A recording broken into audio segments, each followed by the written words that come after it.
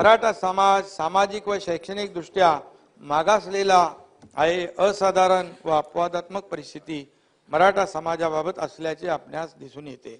या सभागृहाला मी सांगू इच्छितो की मराठा समाजामध्ये ऊसतोड कामगार, मजूर, माथाडी, हमाल, डबेवाले, मोलमजुरी करणारे, घरकाम करणारे, नाक्यावर काम करणारे, अल्पभूधारक, पहिली मोठी जागा होती, कुटुंब वेगवेगळे झालं, अल्पभूधारक झाले, स्थलांतरित आहेत, वीट कामगार आहेत, शिक्षणापासून वंचित असलेले, आत्महत्या शिक्षणापासून वंचित केलेले लोक विद्यार्थी आहेत, आत्महत्या केलेल्या शेतकऱ्यांमध्ये देखील अध्यक्ष महोदय मराठा समाजाची संख्या मोठी आहे, 40% आहे.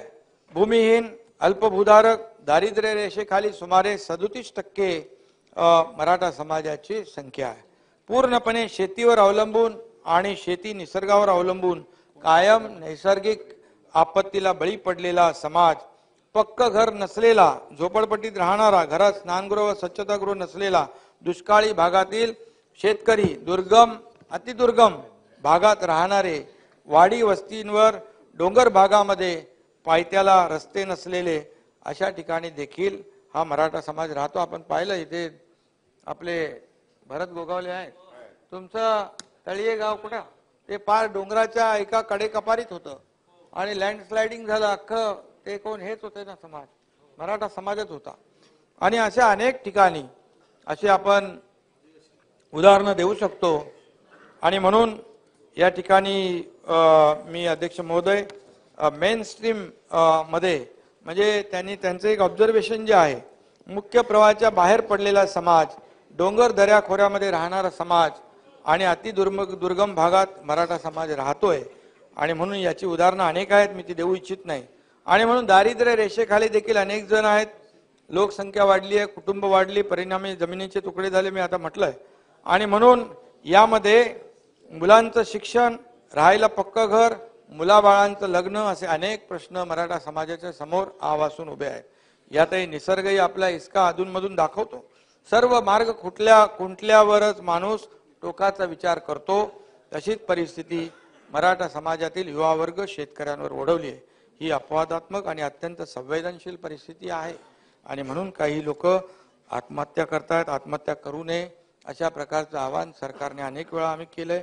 आणि म्हणून मराठा समाजातील पात्र मराठा कुणबी मराठा जात प्रमाणपत्र देण्याची जी पद्धत आहे त्या बाबतीत मी मगाशी सांगितलेलं आहे. आणि आता सुप्रीम कोर्टाने आरक्षण रद्द केल्यानंतर रिव्ह्यू पिटिशन देखील फेटाळलंय.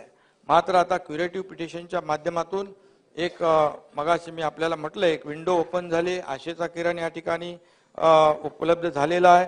आणि त्यामुळे यामध्ये राज्य मागासवर्ग आयोगाच्या माध्यमातून मराठा समाज मागासलेला आहे हे सिद्ध करण्यासाठी देखील युद्ध पातळीवर आपण काम करतोय.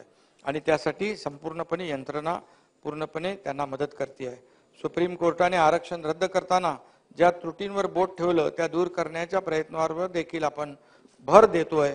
आणि आताच मी म्हटलं की जे मुख्य प्रवाह बाहेरचे त्यांनी म्हटलंय mainstream, far flung, distant असे त्यांचं विश्लेषण केलं. हा एक मुद्दा आहे त्यांच्या ऑब्झर्वेशन मधला. आणि त्याच्यावर देखील आपण हा जो आयोग आहे त्यांना विनंती आम्ही केलेली आहे. मराठा समाजाला टिकणारा आणि कायद्याच्या चौकटीत बसणारं आरक्षण मिळवून देण्याचा हा देखील एक पर्याय आहे. त्यामुळे राज्य सरकार तिथं देखील आपली सर्व शक्ती पणाला लावतीये आणि तिथून देखील आपल्याला दिलासा मिळू शकतो. राज्य मागासवर्ग आयोग महिनाभरामध्ये आपला अहवाल सादर करेल आणि त्यानंतर त्याचं अवलोकन केलं जाईल. आणि त्यामध्ये अवलोकन करून मराठा समाजाला आरक्षण देण्यासाठी मी आपल्याला अध्यक्ष महोदय सांगू इच्छितो, सभागृहाला सांगू इच्छितो की आवश्यकतेनुसार हे जे राज्य मागासवर्ग आयोगाचा अहवाल आल्यानंतर फेब्रुवारीमध्ये विधिमंडळाचं विशेष अधिवेशन बोलवून आवश्यकतेनुसार मराठा समाजाला आरक्षण दिलं जाईल. आणि हे मराठा समाजाला आरक्षण देताना इतर कुठल्याही समाजावर अन्याय होणार नाही याची खात्री देखील मी या ठिकाणी देऊ इच्छितो.